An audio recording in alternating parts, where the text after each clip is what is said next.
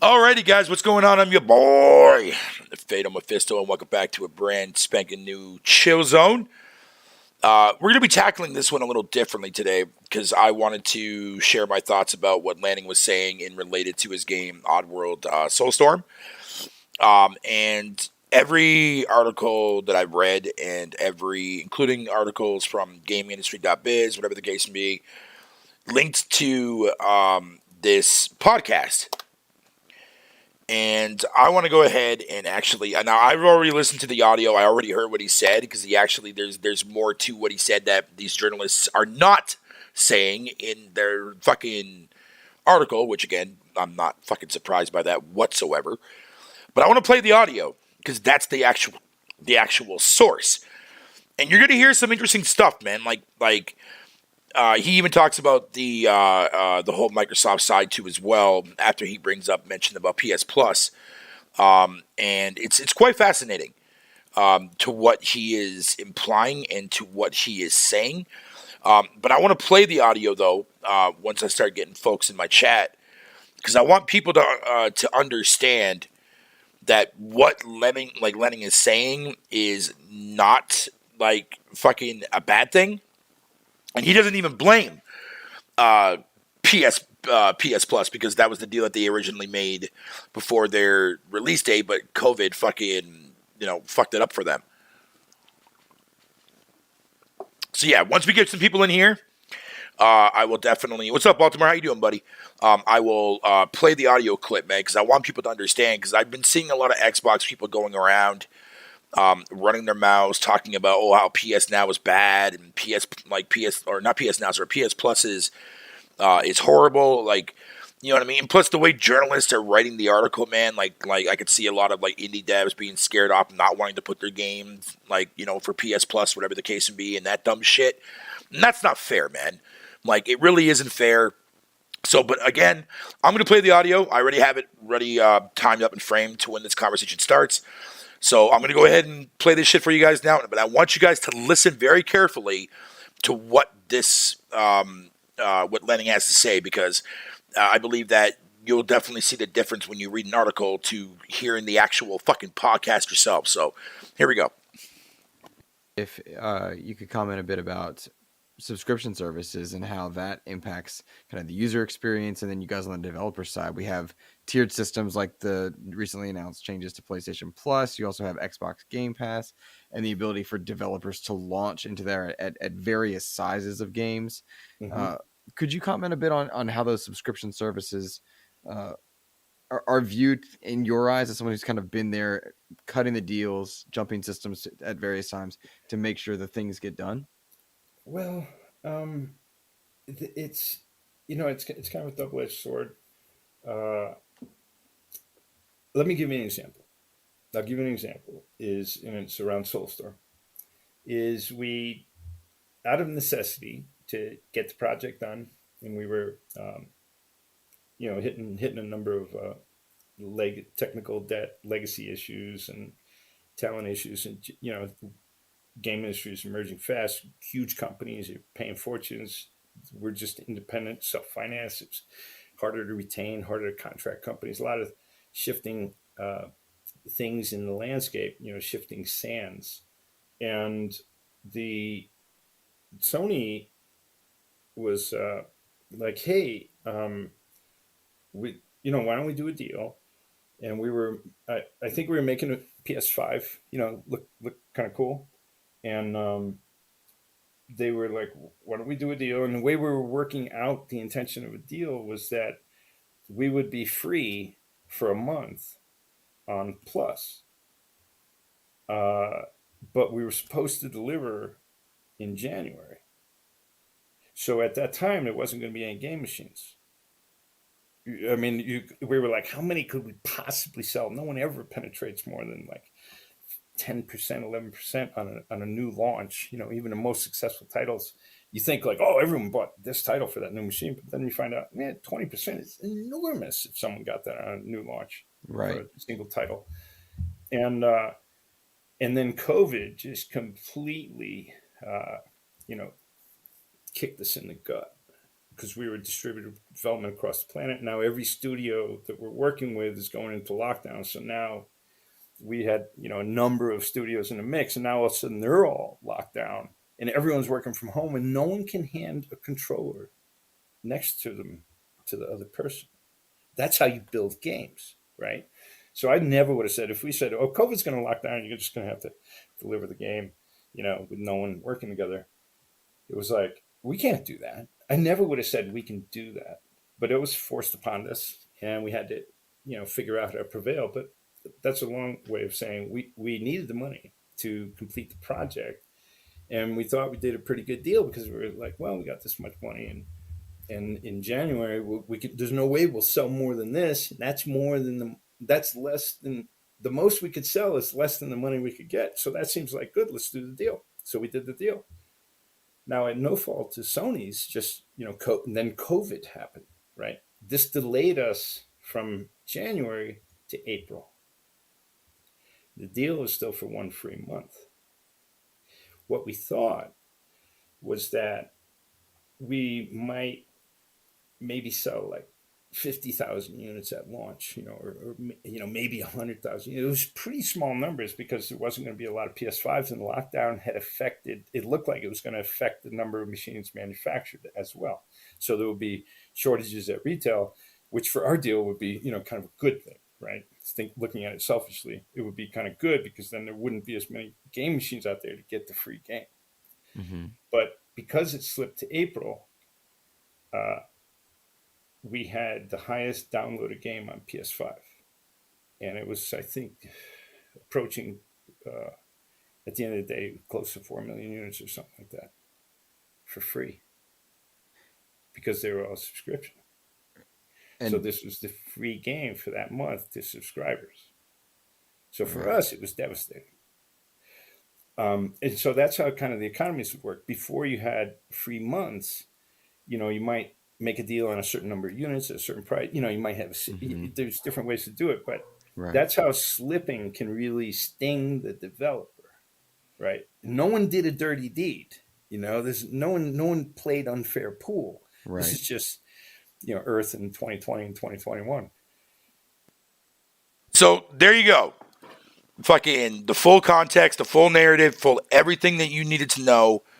And whatever the case may be. Notice how a lot of these journalists never fucking mention that.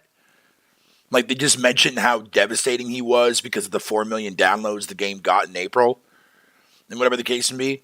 But, never, nowhere in the article, do they even quote fucking Lanning saying fucking, well, I don't fault anybody. You know what I mean? This was all, COVID related and shit like that.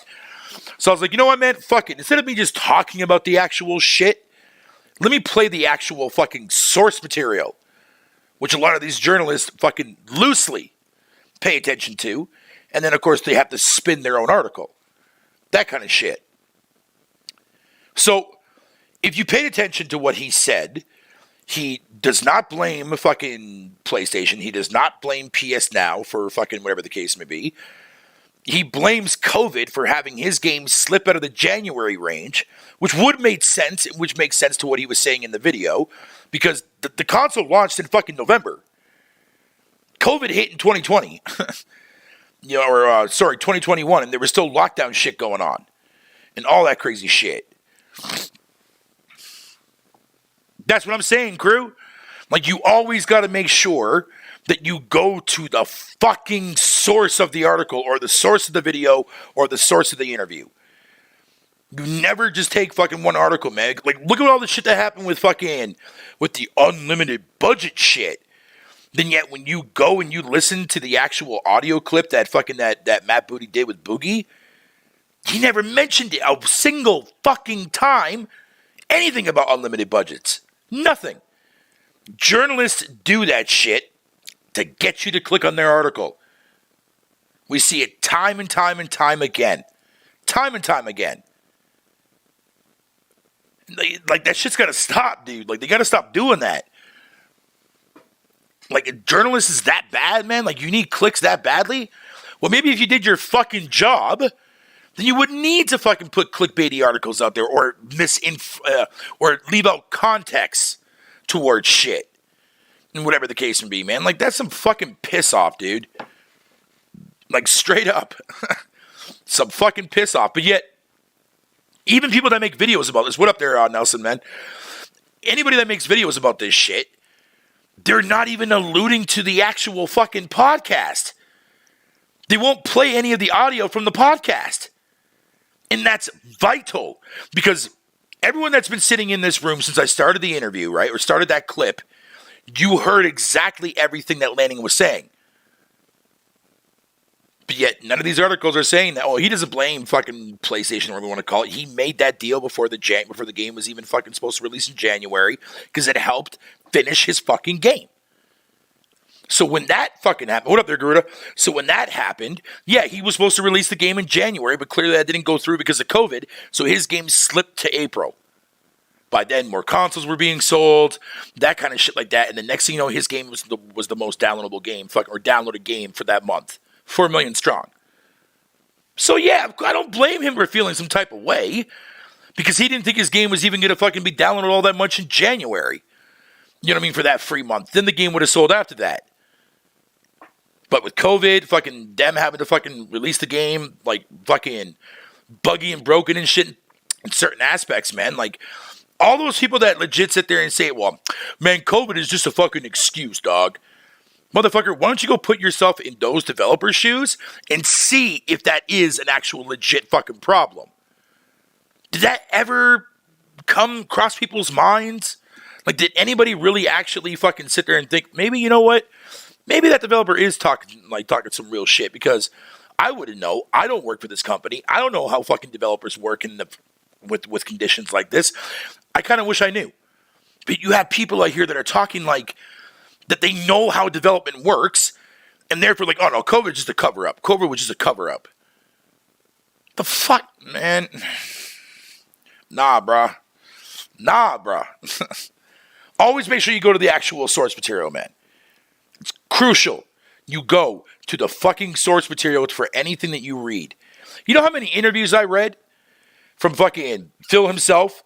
And you want to know why so many people think that this motherfucker's constantly always fucking lying? Because half the context is missing. But yet when you go to the actual fucking source of the article, man, it's like reading an entirely different interview. Or you end up seeing the context that's missing from these fucking shitty-ass fucking journalists that's not doing their fucking job, which makes sense to what he's saying to that what the journalists are actually covering to make it look bad. Like, what the fuck are you doing, man? Like, that's so goddamn retarded. That's like fucking misleading a title with like, oh man, fucking Pizza Hut's new stuffed crust pizza is the fucking shit. And you go to the article, and all they're doing is just shitting all over it for no fucking reason. Like, man, the fuck, man? That shit's so fucking goddamn stupid, man. Yo, Daniel, man, what's up, buddy? How you doing, dude? Welcome to my stream. Because ever since that article popped out yesterday, all the videos that I've seen covering it, man, didn't want to sit there and actually play any of the actual audio from the podcast. Fuck that. That's what I wanted to do. And I'm kind of glad that I did, because it sheds more limelight on what Lanning is fucking saying. So, all those people on the Xbox sides, man, stop going around and saying that PS Plus is bad. That's not what he's implying here. Listen to the fucking audio file, man. Listen to the actual podcast. Or watch this video if you want to get the fucking context there. And listen to what he's saying. He's not faulting anybody. He blames COVID for this shit. Not fucking PlayStation, not Sony, not PS fucking Plus. None of that shit. Like, fucking, this is another reason why a lot of the stuff that you see in the console war space, man, is just made up shit. They'll read an article, they'll fucking see something that Phil said, or they'll see something that Matt Booty said, or they'll see something that Yoshida said, or they'll see something that fucking Jim Ryan said, come out, spin it, regurgitate it, people listen to that shit, they hear that shit, then of course what do? They run around, they make videos about it, they fucking post that shit and spam that shit in comment sections, in chat, social media. Next thing you know, everyone's saying that shit. A prime example would be the $500 million fucking budget rumor that started about Halo Infinite was debunked the day the news came out. Because here's the funny thing. The news only ever hit one fucking goddamn site, and it was an Xbox French site that nobody ever fucking heard about. And yet, two of the developers that went ahead and posted on the Reset Era post about it already fucking confirmed that it wasn't true. But yet, here we are in 2022. We still have motherfuckers in the console war still using that excuse, that fucking thing that's not even a factor, it's been confirmed to be debunked, as still a thing, as ammunition to make fun of Halo Infinite. Seriously, guys? Seriously. Like, oh my god, dude, it's fucking retarded. It's fucking retarded, man. Made me think the game flopped on P. No, dude, no. Like, rewind the video, crew, right? Because you came in here right at the ass end of that fucking interview. Rewind, to a little bit towards the beginning of my show, and listen to what he says at the very beginning, dude. He doesn't blame Baltimore, you were there the entire fucking thing. He doesn't blame fucking PlayStation. He even says, too, as well, that there's no one to blame here. Outside from what COVID did. That's who he's blaming. Like, that's what I'm saying. Like, Xbox people need to know their place and not go around and spread lies about shit that isn't true. But here's the thing.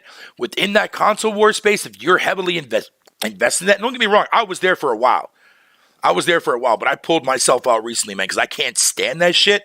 The only place now where you will ever see me fuck with people is in the Roundtable Discord chat, but I keep that shit exclusively in there.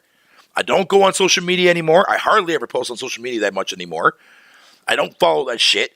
I have new people that are always retweeting that shit. No offense to anybody that's out there that does that, but I'm sorry. I don't really want to see that on my timeline.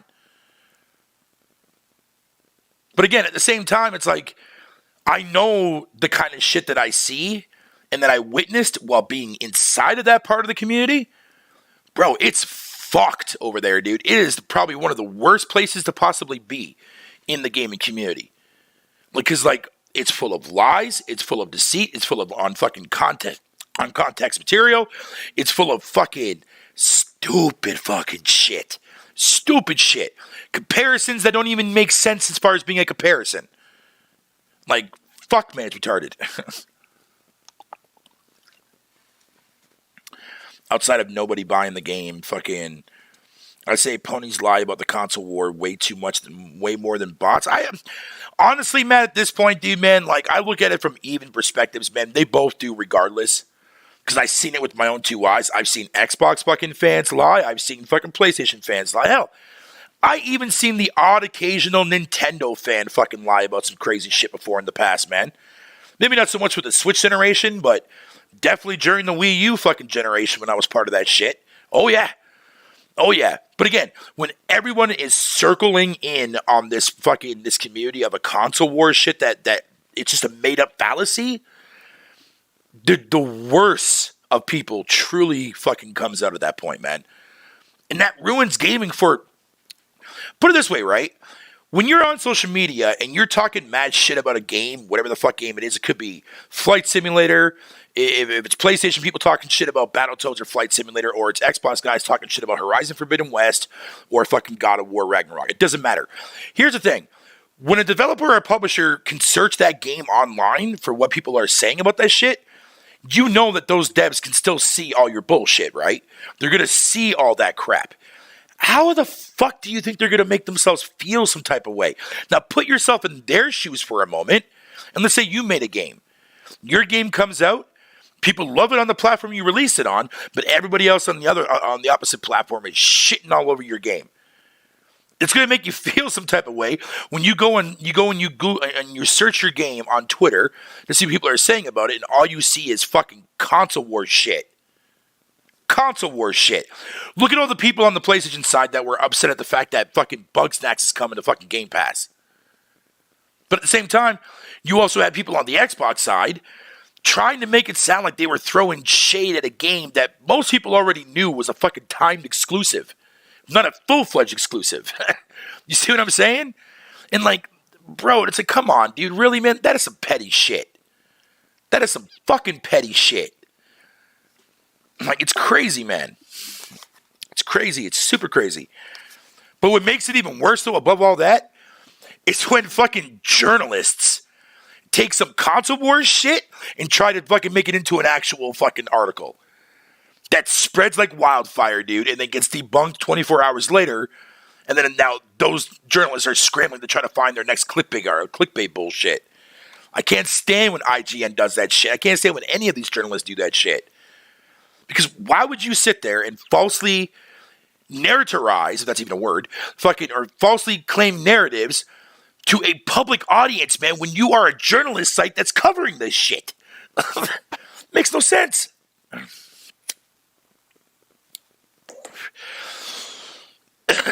Yeah, Matt, don't mind Crew, dude. Crew is the, well, how should I label him now? He is the king of capping in the Roundtable Discord fucking chat. Now, here's the funny thing. Let me tell you a little bit of let me tell you something, like, just how, like, no offense to you, Crew, because I know you just fuck with me and shit like that. You know, it's all brotherly love and shit, right? Because that's what we do in the chat. But there are people out there, shockingly, and I don't want to use the word stupid because I'm not trying to be rude here, but there are people out there, right, in the gaming space, dude, that will literally say some of the most idiotic fucking shit in the world. Like, I'm going to use an example as, like, for Crew, but I'm not hating on Crew because I know him very well and I know he just fucks with me, but he gives me a prime example. When somebody says that you're capping for something, right? Now, here's the problem that I have with that statement. The problem is that, cool, if you are a gamer who is sitting there hyping up Halo Infinite or hyping up Flight Simulator, whatever the case may be, and you're sitting there swinging up and down how good this game is, but yet you go and you look at the guy's playtime, and he only has, like, 20 minutes fucking played, or less than that played, that's what I consider the term capping, is where that word will be a valuable word to use towards that individual. When somebody comes at me, and like Crew has in the past, but again, like I said, I'm not hating on Crew because I know he's just fucking with me, but I'm giving you to you guys as a coherent context of an example. When somebody comes to me and yet I have like fucking almost 8 days played in Halo Infinite from campaign to multiplayer, and I thoroughly enjoyed my time with that game, even though everyone is shitting on that game, that is not capping. That's me letting you know that I'm enjoying something that you feel is not up to your standards. You know what I mean? I don't cap for shit. Every game that I love and play, I let you know and I have my time to back it up. You know what I'm saying? I don't do that fucking capping shit because that makes no sense to me. Like, I'm not going to go in public and say, hey, cool guys, check this game out, play this game, and then not even play it ever again. You know what I mean? Like, nah, dude, you don't do that shit. That shit is fucking foul. Foul. And again, that placates off that aspect of the console war shit. That's not what I'm here to do. You know what I'm saying? Like, if I tell you, if I genuinely like Halo Infinite, why the fuck would I waste my time to go back to the Master Chief Collection and go through Halo 2 that I missed out on, or go through Halo 4 that I missed out on, if I wanted to go back and respect the series? That's not capping, Crew. That's not capping at all. That's me respecting the franchise and going back and playing the original games that I did not get a chance to play. Simple. Simple as that. You know what I mean? But apparently that's capping, apparently. I don't know. Like I said, outside from Crew just fucking with me, dude, like, if I were to actually see people outside of him, like, legit tell me that, dude, I would fucking smack them in the face so goddamn hard for being stupid. Because that makes no sense. Like, that makes no fucking sense. All right, so let me read the chat here.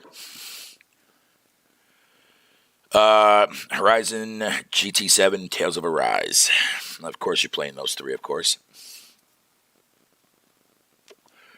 I never use Quick Resume because I don't really have any reason to use it.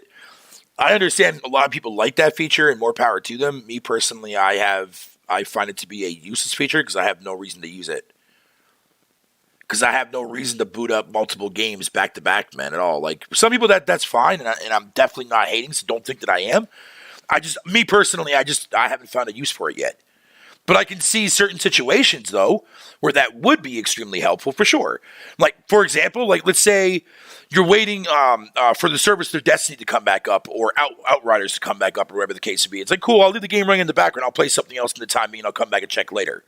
Without having to go through all the intro screens and the fucking how many people are working on the screens and all that shit like that. That I get. And that's cool. I respect that. Me personally, though, man, I don't really care about that feature. I really don't.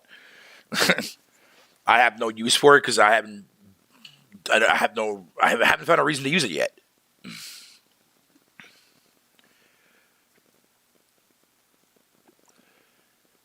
How don't you use it? Hell, it's the best feature. Because I don't need to use it. Because like when I get out of a game, I back out of the game and then I'll take a break and then I'll boot up a different game or go back into my game. You know what I mean? Like I don't know. I'm just weird that way. My brain is wired that way. I know the feature exists. I know it's there because I see it every time when I hit my guide. But when I'm in the middle of a game and I see the quick resume option up there, but I just never use it because I have no desire to use it.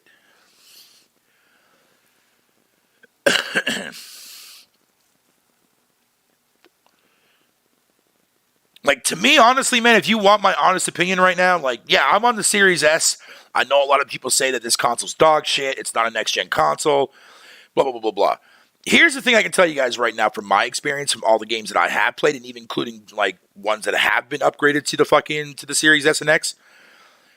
The SSD is probably the best next-gen feature, as far as I'm concerned, anyways, that is what really makes my games a better experience for me. Because if you guys would have seen what I had to deal with going through games like The Ascent and Grounded, and then hopping over to the Series S and then playing it with that SSD and fucking making like the load times are fucking less and, you know, that kind of shit like that, dude. Like the difference is night and fucking day.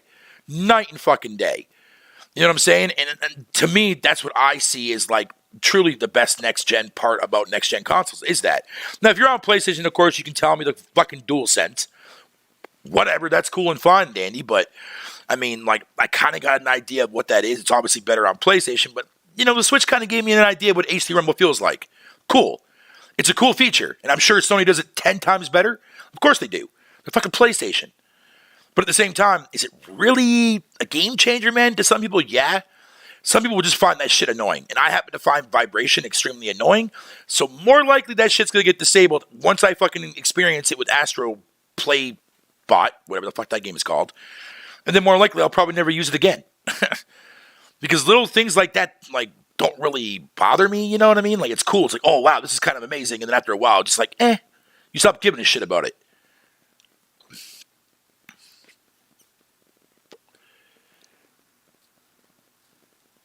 Yeah, that's what I'm saying, dude. Like for me personally, man, like I wouldn't even say that the Series S is for casuals. I wouldn't even say that because I'm on my Series S every day, playing fucking shit every day.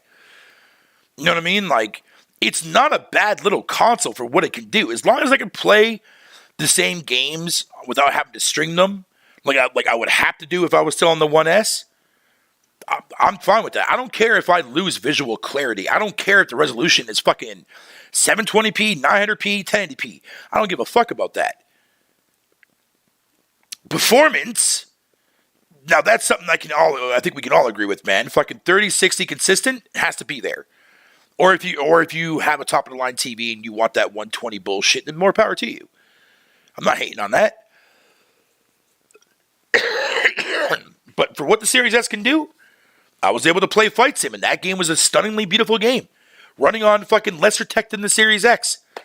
Sure, when you get closer, everything looks like fucking dog shit ass cheeks. But I don't care about that. Because I still know what the fuck I'm looking at. But I mean, again, like I said, like that's just how I am and how I perceive fucking games in my eyes. Obviously, your views are going to be different. More power to you. I ain't hating. Hell no, I ain't hating. I'm just telling you from my perspective. You know, that kind of shit.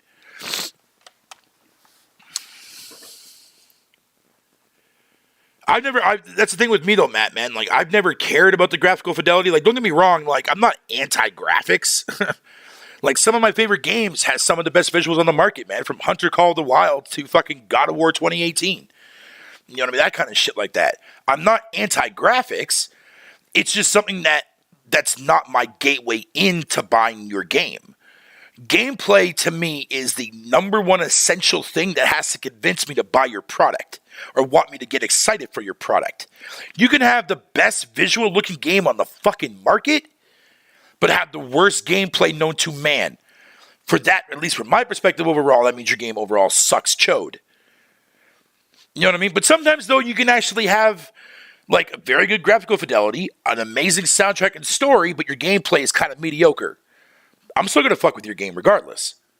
You know what I mean? Because I want that story. I want to listen to your soundtrack that's in the game. And I think that's another thing that a lot of people don't take for granted, man, is video game music, video game soundtracks.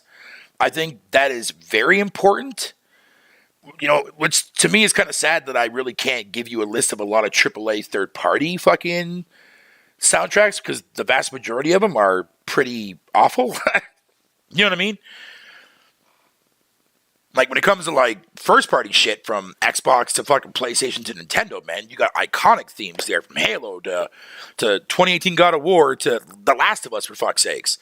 You know what I mean? To Mario and Zelda and all of Nintendo's key fucking franchises, whatever you want to call it. Wait, did I lose sound? Did my thing fucking skip the fuck out? No, my stream seems to be fine. I'm not getting any performance things in my performance window and shit.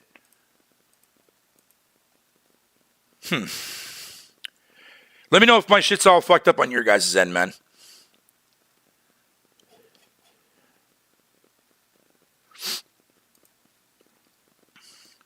Kingdom Bridge of Spirits had the best soundtrack last year. I mean, for you, maybe, yeah. Like, and that soundtrack is definitely no pushover too as well when I played it, but again, that's going to be subjective because fucking it all depends on what game fucking that you've played throughout that year that has a good soundtrack and shit like that. You know what I'm saying? So, like, it really depends, but you're not technically wrong though, crew. Like, if that's what your favorite soundtrack is for that year, then more power to you. You just need to, to play more shit. I'm just bugging you, man. But they gave it to Guardians? I mean, listen, man, like, Guardians of the Galaxies right now is on Game Pass, dude, man. And even I myself haven't touched that game yet because I have no desire to. Like, people think that that I'm only kidding when I sit there and say when games that I don't really care to play like come to Game Pass, I'm not down. Yeah, you will. I haven't done it yet. I have not done it yet. Like, there's been 4 or 5 titles that have released on Game Pass over the last fucking 3 years that came out that I swore people that I would never play, and I haven't yet. Like, when I tell you shit that I'm going to do, I'm going to do it. Oh, don't get me wrong. I'm sure it is. Don't get it twisted. I'm not saying anything bad about Guardians of the Galaxy or whatever the case may be, or like how much I hate Square Enix's AAA fucking aspect. But no, I don't care for fucking Marvel games, dude.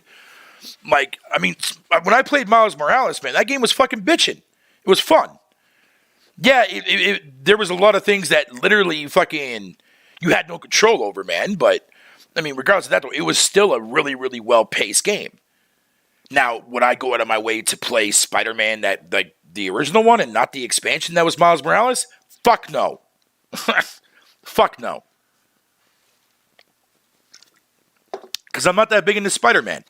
And the only reason why I played Miles Morales, man, is because the guy that I'm game sharing with, you know who you are, he had the game on there. But I couldn't download the original Spider-Man because it was the remastered version on the PS5, so I wasn't able to play that. Miles, I played Miles. That game was fucking fantastic. But it was short and sweet.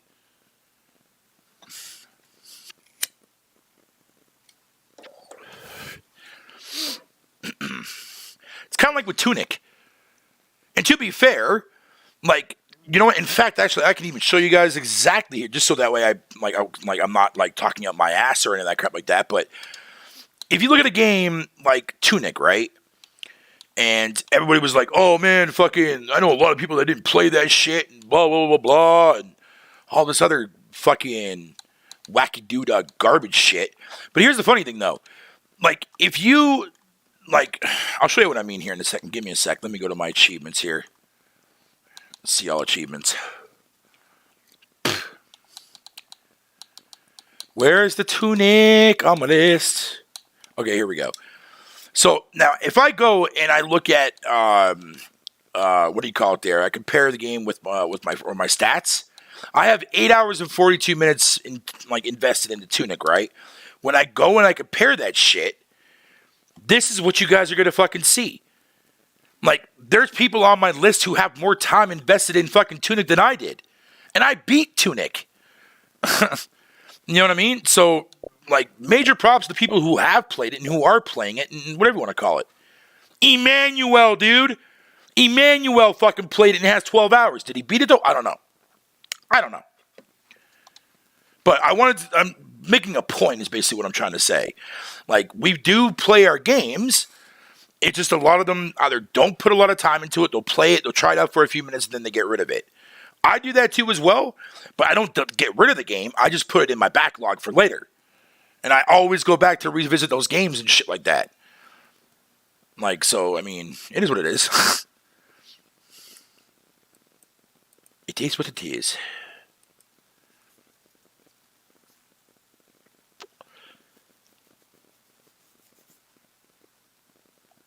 I have listened to Zero to Hero all the time. Nice there, Nelson. Nice. You make me want to smoke. Oh, my bad, man. I'm sorry, dude. You can keep hearing me fucking. The cigarettes that I'm smoking are fucking trash, dude, man. They always constantly fucking. The cherry goes out on me all the goddamn time, so I'm constantly relighting it up all the fucking time. It's annoying.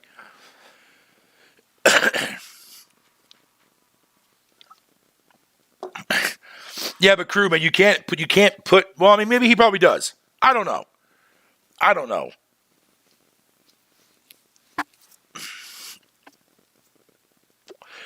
But now, crew, though, here's the ultimate question, though, is how many of those people that are above me played the game and didn't play it with fucking God mode on?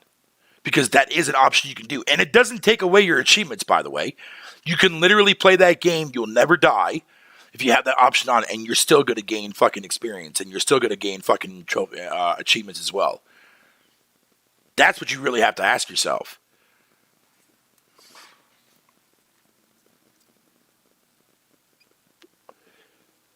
Now, for somebody like him, he more likely probably did go through it with God mode on and to make himself feel better about himself. Yeah, I'm going to beat today. I'm going to prove these fuckers wrong. Cool. Like, I ain't going to hate it. That's how he wants to play it. That's how he wants to play it. I'm not against fucking cheats, man. I'm not. Because that was something that was very common in the 90s that a lot of us old school gamers fucking fucked with. Whether it be cheat code books to fucking Game Genie or magazines that had cheat codes in it. You know what I mean? It was a very common thing that we did because we liked fucking breaking our games and shit that we played. Now apparently it's against the fucking goddamn freaking video game laws now in the gaming community, which makes no sense to me because that shouldn't even exist.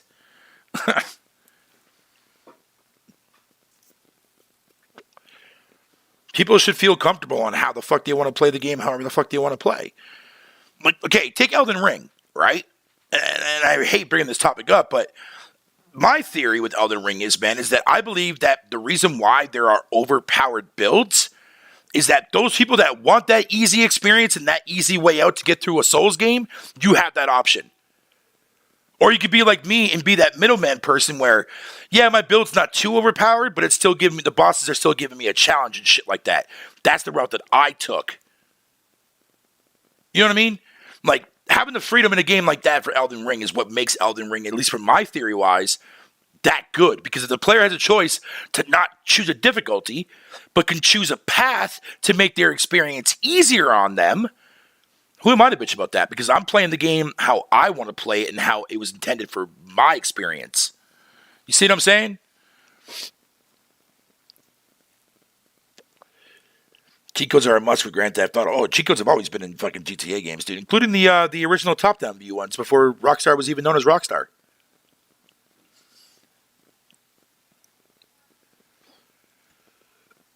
But regardless, I think a lot of people, like, ever since social media became a thing, right? And like Facebook was popping, Twitter was popping, and gaming became the fucking phenomenon that it is now. Like, I see a lot of these people who sit up there and say, like, oh, I'm a gamer. I'm an old school gamer. I've been around since the Atari days. Cool. But what did you play during those generations? Were you an avid gamer or were you a casual gamer where you were that one kid in school like, shit, I play games, but I don't want to get laughed at. I don't want to get made fun of. Because that's what happened to me when I was in school. A lot of the kids in my class, man, they didn't fucking play video games, dude. In fact, I was one of the nerdiest fucking kids in grade school, bro. Rocking my Nintendo Power fucking t-shirt. My hat, my subscription that I had from Nintendo Power, dude. Oh, fuck, I was all over that shit like fucking shrimp fried rice, bro. But I was made fun of constantly because everybody looked down upon gaming and shit. So it makes me wonder if a lot of these people who claim to be old school and whatnot, which is fine, you could easily have been around during those console generations, but how active were you in that space? Because gaming was an entirely different beast back then. You know what I'm saying? It wasn't like what it is today. What's up, Stardust? How you doing, buddy? The only cheat that matter, man, is the 30 lives in Contra. The Konami code.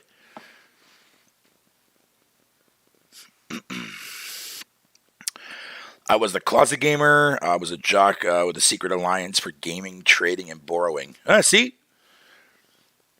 Like, everybody had their own little shtick, man. But here's the funny thing, though. You never once, like, sat there and fucking told your friend that he's a retard for having a Sega Genesis or he's a retard for having an N64. Fuck that. We didn't do that shit. Well, at least from my perspective, we never did. We went over to people's friends' place. Like, I would go to my buddy's place to play fucking N64 until I got my own fucking console for it. You know what I mean? Because I had a PlayStation, so they would come to my house to play PlayStation. That's what it used to be like. That was like the best times in gaming that you would have when your friends would come over and spend like fucking nights playing GoldenEye or nights playing fucking Spec Ops and shit like that.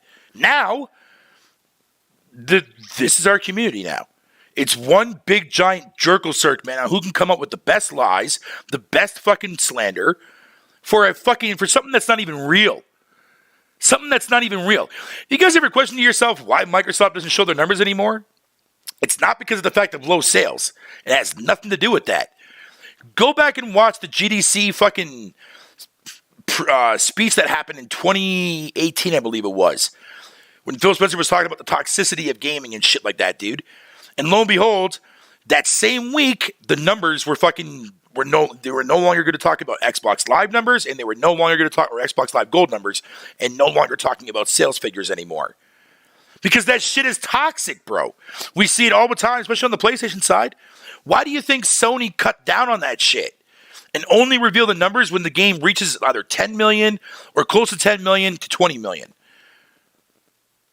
We don't even know how well fucking Horizon Forbidden West sold. That should already be your first fucking clue right there.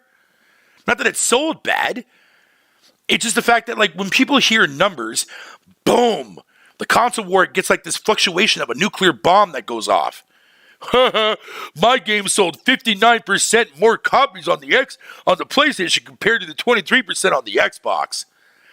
What is that? Okay, what exactly is that percentage telling you? How many copies is that? What is that percentage of how many copies of that is what that percentage is? Nobody knows. Like, fuck, man. If your game could have sold 50,000 more units in the Xbox version, yeah, okay, there you go. That's why you got 53% more in fucking sales. Like, it doesn't matter. It's irrelevant. That percentage number is fucking irrelevant. Because when you don't know what the actual number is, that 59% can mean anything. It can literally mean anything.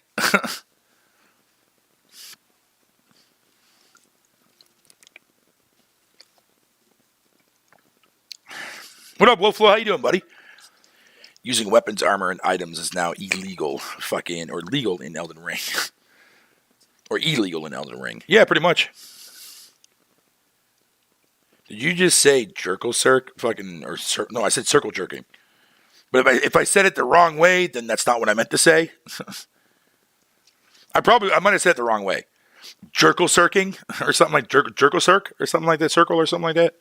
Whatever. But again, like, oh man, it cracks me up, dude. It cracks me up, man, because, like, no offense to the PlayStation fucking, I'm not talking about the fan, I'm talking about the fanboys. The fanboys on either side, man, like, they try to do everything in their willpower to cop a win. And, like, you don't have to do that, dude. Like, you shouldn't need to be doing that. If these games are so fucking good, then the games will speak for itself.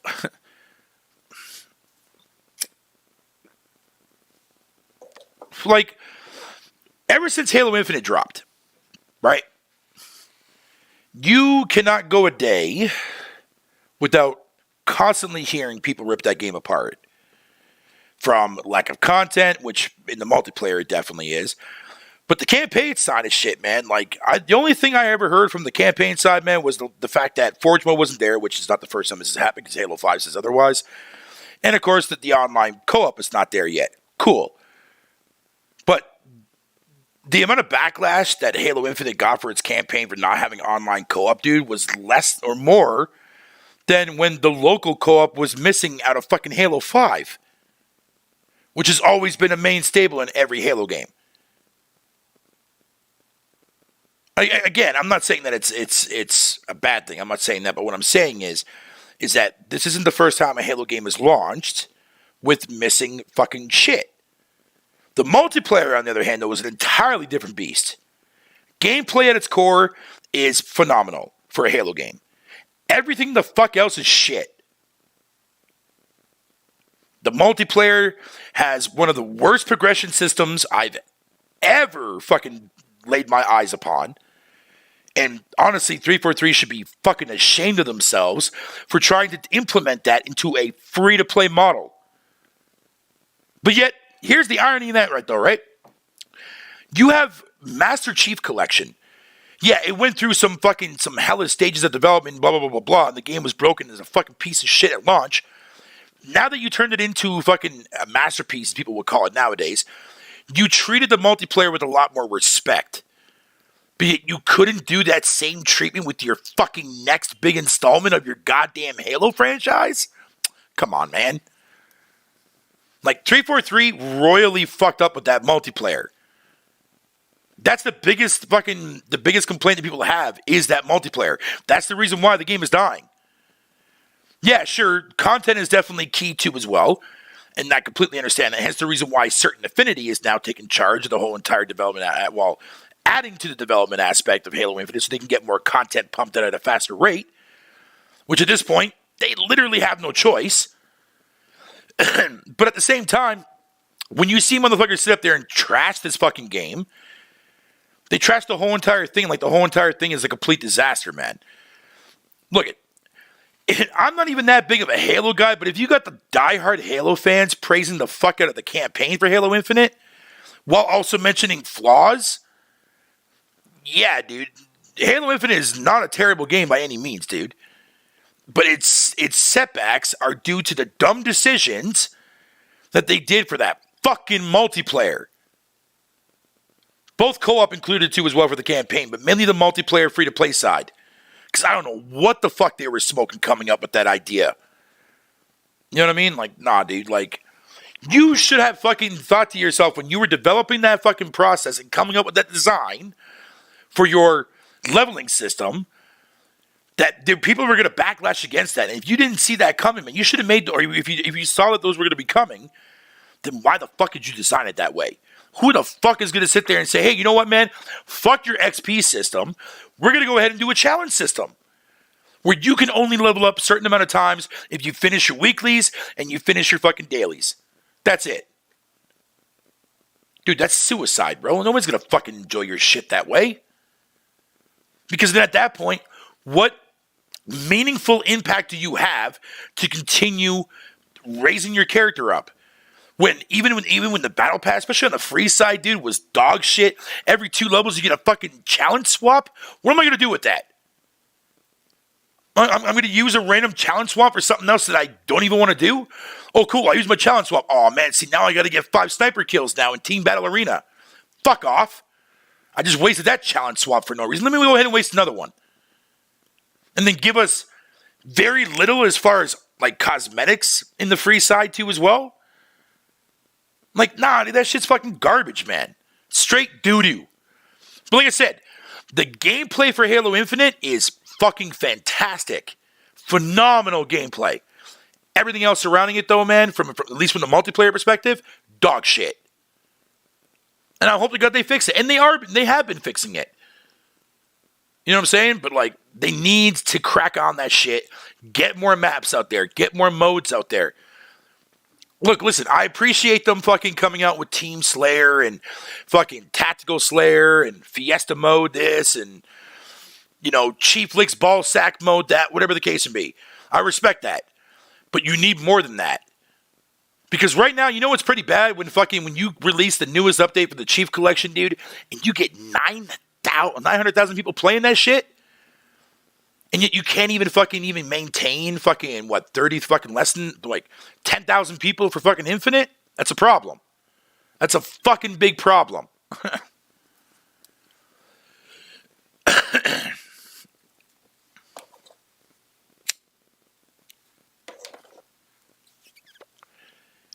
There is no leveling system. That's your level in the battle pass. So yeah, that's what I'm saying. But at the same time, people don't want that. They want dude, you have no way to look at your stats in the game.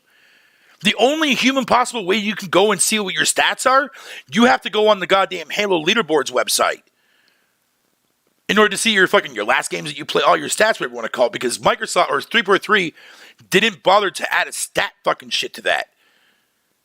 That's like fucking Battlefield 2042 not having a goddamn fucking end game fucking screen to see how many kills you have and shit.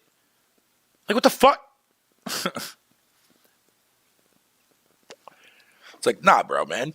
You need to have incentive for players to keep coming back to your multiplayer. Now, will they correct that? Yes, they are going to correct that because they have no fucking choice. They have to now. Microsoft isn't just going to let their fucking biggest IP fall under the radar when meanwhile when you had new IPs like Sea of Thieves launch with zero content. Look at it now. Making big-ass deals with Disney to get Pirates of the Caribbean fucking theme story and that shit. Which, for the record, was badass, by the way. Played through the whole entire storyline of the A Pirate's Life. Phenomenal. Fucking phenomenal. And I want to see more of that shit. I want to see more crossovers. Do a crossover with One Pirate. Do a crossover with fucking Goonies. Fire shit, man. Fucking amazing things you can do there. They're not going to abandon fucking Halo Infinite, dude. They have a 10-year fucking cycle for this bitch. We just gotta wait. It sucks. But that seems to be a common pattern on the Xbox side. We always have to fucking wait. But it goes against a lot of things that people say about Xbox, though. Why are we waiting for games when a lot of these games can just come out half-done cold turkey? They're going to be on Game Pass anyway, so nobody gives a fuck. But yet, they're not releasing anything because they're taking their time making shit. How is that possible? I thought Game Pass was only going to release shit fucking content and garbage broken games. And yet, every game that's launched in the service so far, minus 3 of them, have been in development before fucking Game Pass was even a thought. But they want to blame Game Pass for that. People want to blame Game Pass for how Sea of Thieves launched. Wrong. Because people that were in the technical test when the game was first announced were doing the exact same shit, man, to what you're doing at launch.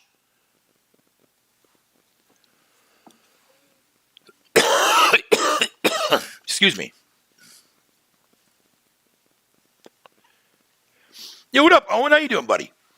Haven't seen you in a hot take.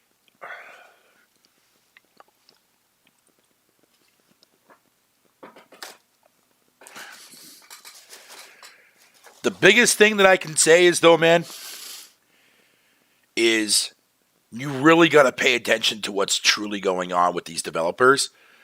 Like, look, I can, like, the whole initiative shit, right? Fucking, you know, I was like, oh, man, every studio that Microsoft has is in shambles. Huh?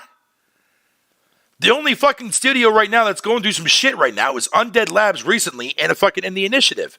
Obsidian is fine. In Exile is perfectly fine. Ninja Theory's fine. Compulsion's fine. Playground Games is fine. Oh, well, though, they never made an RPG, man, so Fable's going to be dog shit, Fatal.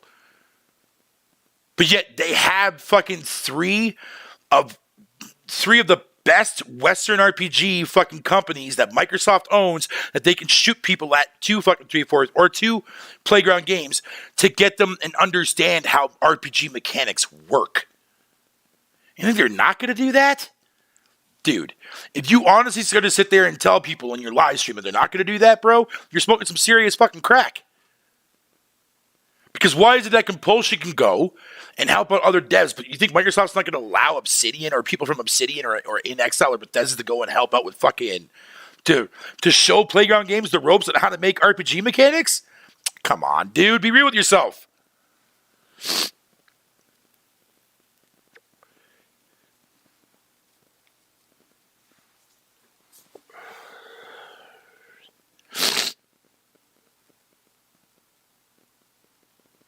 Yo, peace out there, Wolflow, man.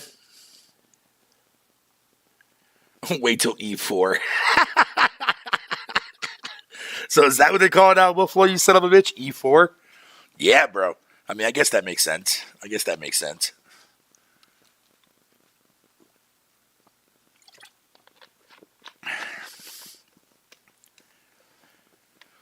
But, no, right on, Owen, man. Right on, buddy. Bethesda not fine, fucking, well, till further notice, until Starfield comes out. I mean, listen, dude. Even if Starfield fucking bombs on the Xbox there, crew, man, trust me, the game is going to sell tremendously well on Steam. I mean, that's where Bethesda usually sells the most amount of their games anyways, man. You know what I'm saying? And I truly believe that fucking that Starfield's only going to be a year to 2 year exclusive on the Xbox before it goes over to PlayStation, dude. At least that's how I feel.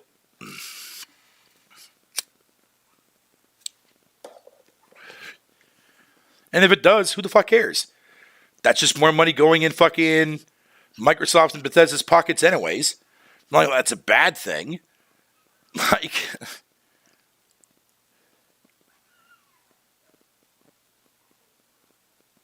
I'm like, the whole entire talent thing. That's another issue that I have, that people fucking use that term very loosely. Oh man, Sony only has the most amount of talent on the market. My Xbox has no talent at all. But yet you bring up Brian Fargo, nobody knows who the fuck that person is. Oh, okay, so you weren't around during the PC times. So you weren't there when Fallout and Wasteland were first born? And shit like that compared to the Fallout games we're playing today. Boy, if you don't sit the fuck down...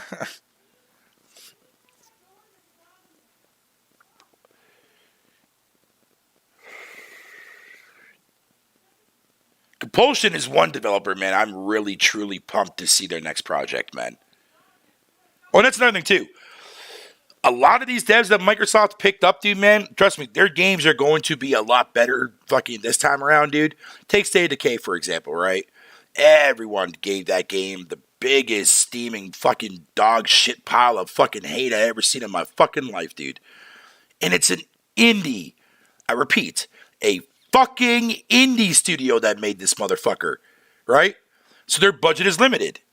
Now that Microsoft owns them, they got more freedom. They've been hiring left and right, minus the bullshit that's going on right now. Yes, I'm aware of that. However, you really gonna sit there and tell me that State of Decay 3 is going to play and look worse than fucking State of Decay 2? Bro, like, seriously, like, what kind of cocaine are you smoking, dude? Like, are you snorting there, bro? Like, are you really that big into booger sugar like that, bro? Like, what the fuck are you doing with yourself? Oh, well, Fatal, how do you know that, dude? Motherfucker, dude, because they already told us that that's exactly what the fuck, the reason why they actually allowed that buyout to happen. Like, goddamn, dude.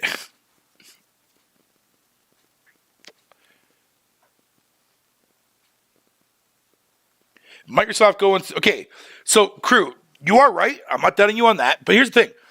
Then, if that be the case, then why does everyone ignore fucking the first party titles that Microsoft puts on Steam when they sell extremely well?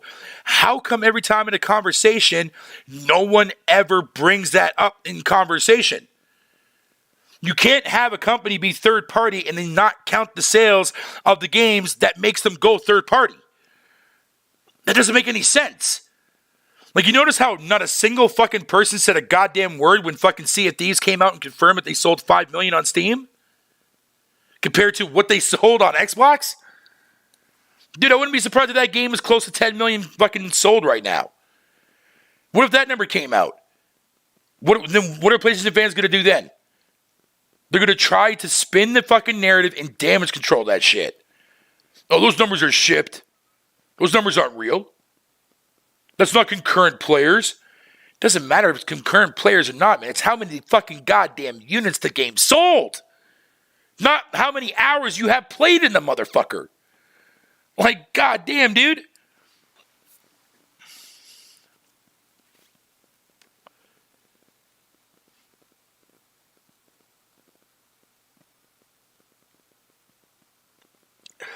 See, again, the whole Xbox has no games. There's a hidden agenda behind that statement.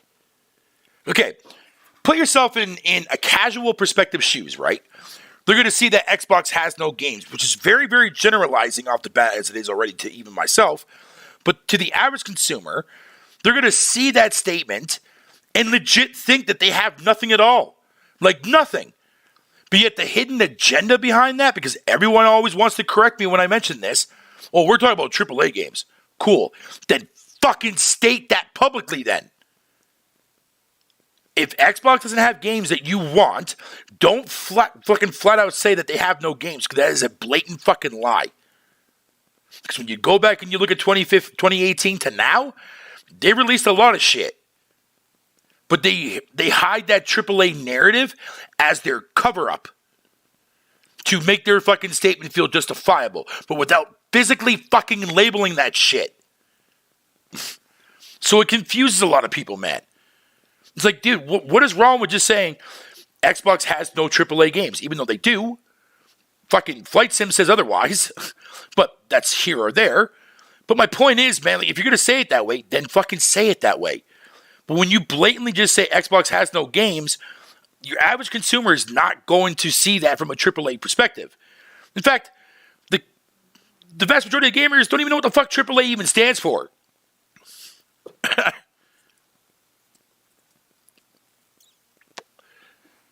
Right, like even that's a fucking blanket garbage statement too as well there, Stardust, man. I mean, I've seen fucking Xbox people use that term too, which makes no fucking sense. But it is what it is. It is what it is, man. But again, like, we feed ourselves, man, on all this console war, fucking bashing over fucking a piece of plastic.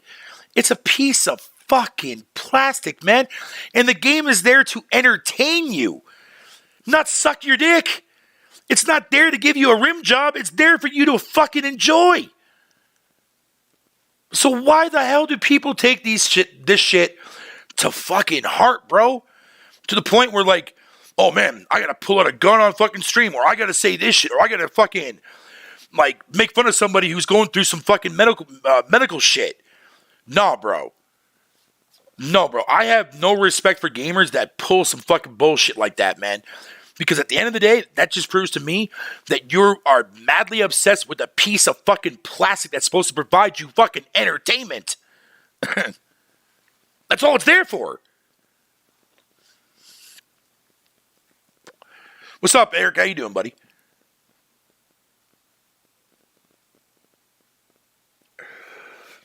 Yo, Beavis, fucking shut up, dude.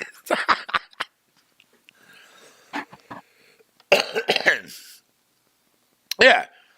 Like, it doesn't matter if you think that these games that Microsoft are fucking coming out with, man, are not your type of games. That's irrelevant.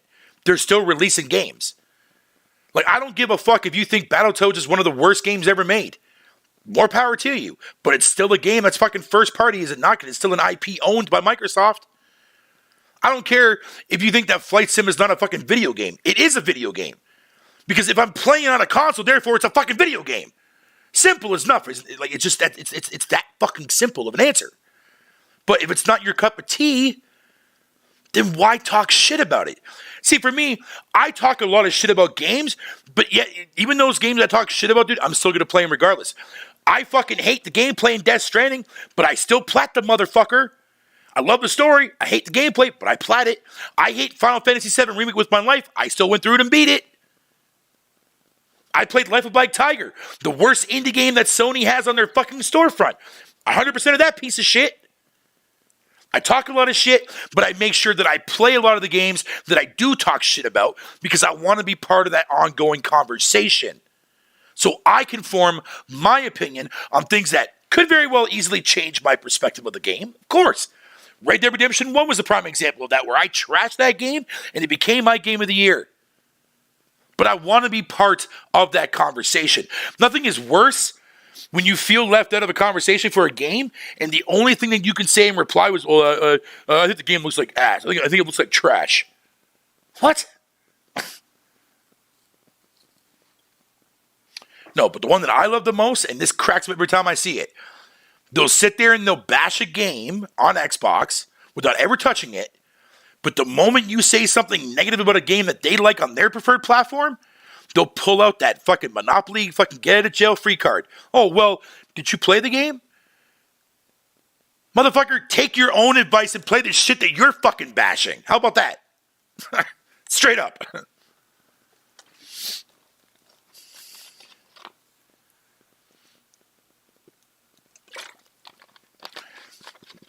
Oh, I played Halo.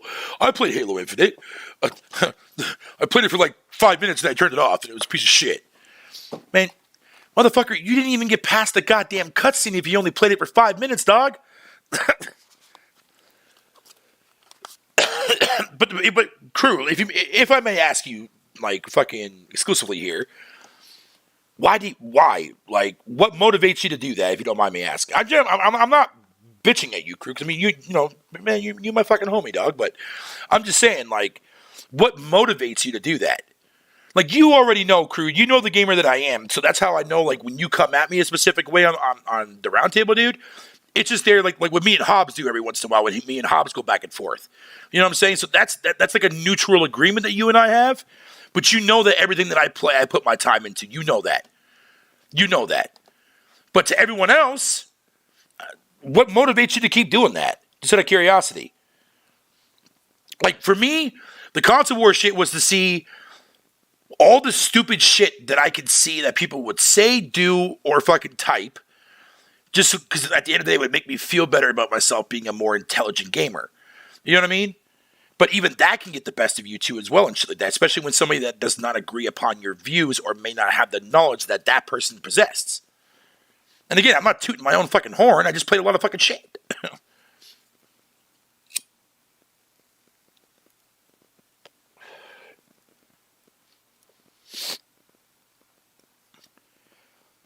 It's definitely not the same from back in the day. That's for sure.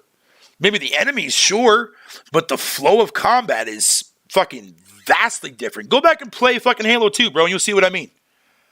Because after I played Halo Infinite, I went back and I played Halo 2 with my buddy, taking me through co-op and shit, by the way. That game is fucking phenomenal, by the way. I want to make that clear. But, dude, going back and, like, it felt like I was playing such a massive downgrade to Halo Infinite, dude. And technically, again, we're talking about a game that came out 20 fucking years, or like 15, 30 fucking years ago. 20 years ago, actually. Compared to Halo Infinite.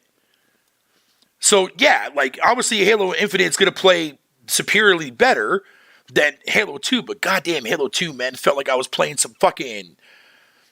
I felt like I was playing as a goddamn fucking Spartan stuck in goddamn freaking quicksand. It didn't feel smooth at all.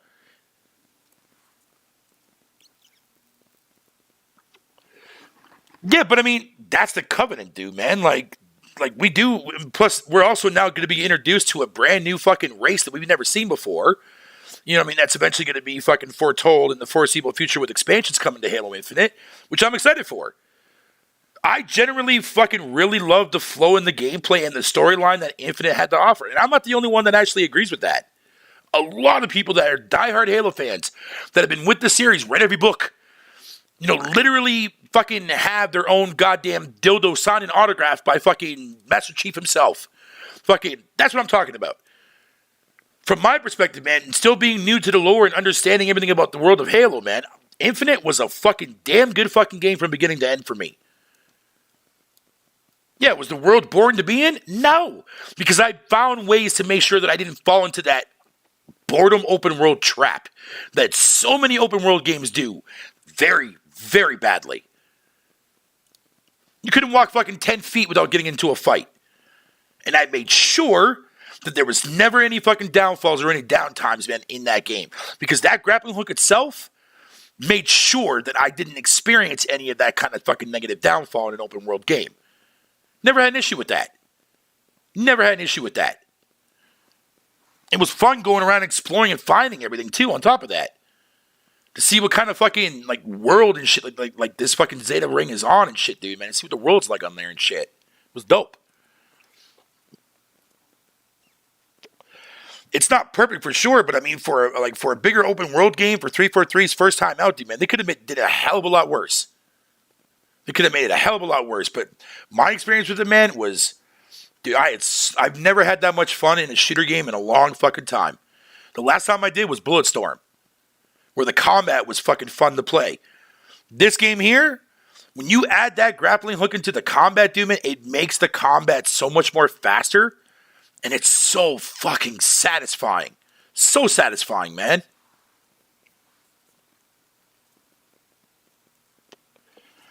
Trust me when I tell you, Eric, dude, man, it's not a terrible game by any means. Fuck the multiplayer for now until they fix that shit. I agree with that 100%. But as far as the campaign goes, trust me, you'll see what I mean, dude. It's a really fun fucking game, dude. It's so much fucking fun to play. Oh, and the grunt dialogue, dude, is some of the best dialogue in any of the previous games. Like, you're not going to hear better grunt dialogue in any of the previous Halo games like you will in Halo Infinite. It's fucking incredible.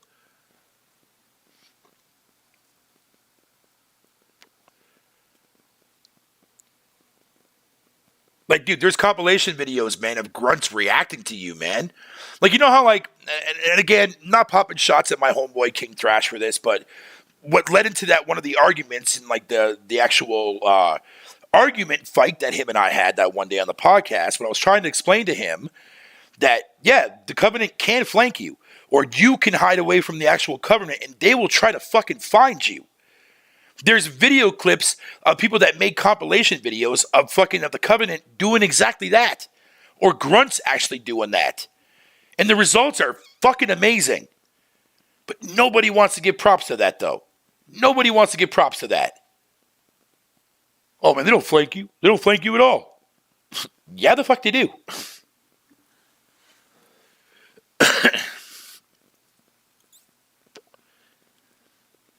But I mean, to be fair though, Eric, man, with the amount of hate that Halo Infinite has received over the last, couple of years to the launch of it and how it launched and whatever the case may be, yeah, a lot of people are going to be fucking scared off from playing it. I get that part. But don't ignore that campaign. That campaign is definitely fucking worth going through, man. For sure.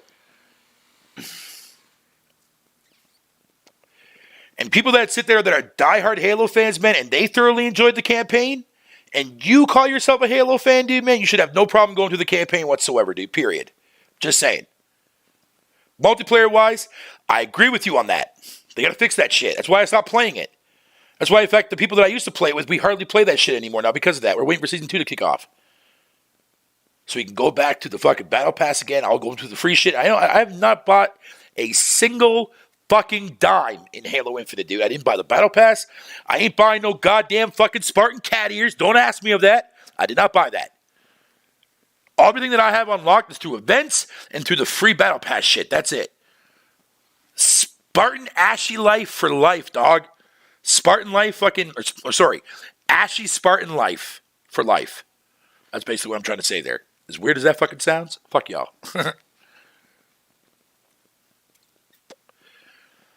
What up there, Bobby, man? I'm still working my way through most of the 500 games on Game Pass. Looking forward to the games that's next gen only. Hellblade 2, Starfield, Motorsports, Xbox, and Game Pass is awesome. I agree. But I know a lot of people out there that will never, ever agree with that, dude, and that's fine. I can't say anything against those people for that.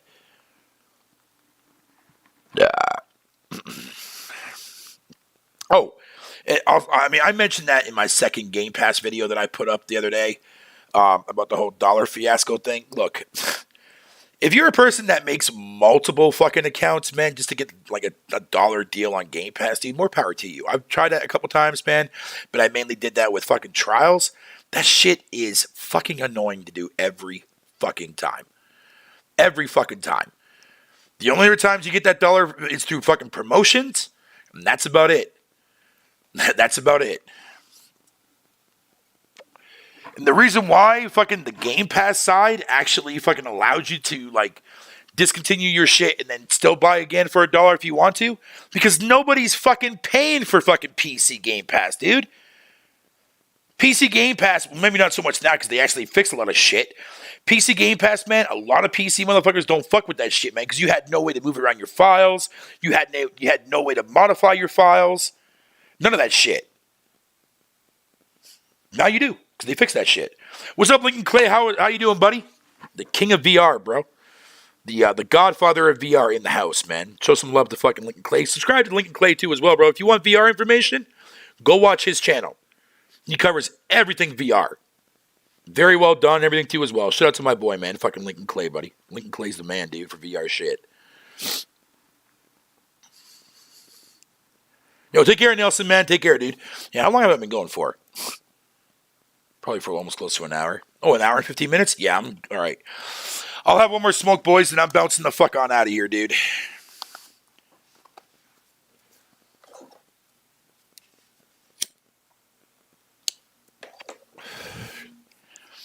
But yeah, man, like, I wanted to, like, I started the show off, man, with that interview for a reason.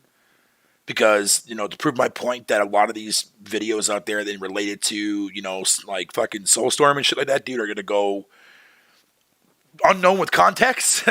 So I wanted to clarify that. What up there, Savage? How you doing, buddy? You came in right at the last little bit there, man. I'm smoking my last cigarette. Yeah. Smoking's bad for you. Shut the fuck up. I already know. You don't have to constantly repeat that one. Fuck you, Savage, you son of a bitch. But of course, it wouldn't be a fucking chat room without you saying that to me every time you're in my chat, Savage, man. So props, buddy, props, because you've always been consistent with that. You've always been consistent with that, my good friend.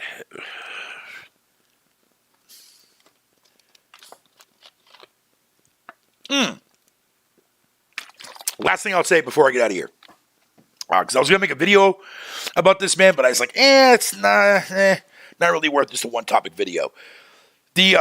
So I had mentioned in the first video that Doc Dark and all of his subscribers came over and shit like that when my video went viral. I had stated, or I had showed what Netflix was like fucking before it reached to 25 million, how it took like several years to get there. And I had mad people in the comment section saying like, oh, well, you can't compare Game Pass to Netflix for a long time because like Netflix is not a household name. It was an unknown at the time. I'm like, motherfucker, Game Pass is also still a new commodity, man. A lot of people don't know what the fuck Game Pass, the ongoing casual audience probably doesn't even know what the fuck Game Pass Ultimate is and what it has in the service. Because they won't look. You know what I mean?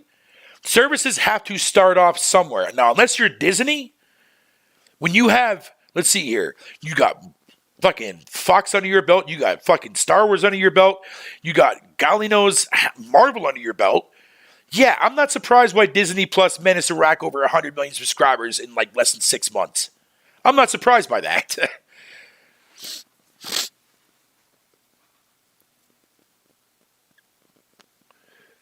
Yeah, you lose all your achievements and points. Well, I mean, I wouldn't say you lose all your achievements and points. As long as you make your Xbox your main Xbox for that account, you can still play on your main account and still take advantage of Game Pass from that other account too as well, and not lose anything in the process. But it's the hassle of having to make a new account and a new gamer tag every fucking time you want to go for that dollar value. Shit gets tedious after a while, man. Like, and plus again, like I also mentioned too as well, a lot of people took advantage of that 36-month fucking deal too. You know what I'm saying? So, like, a lot of people are locked in for the next fucking 3 fucking years.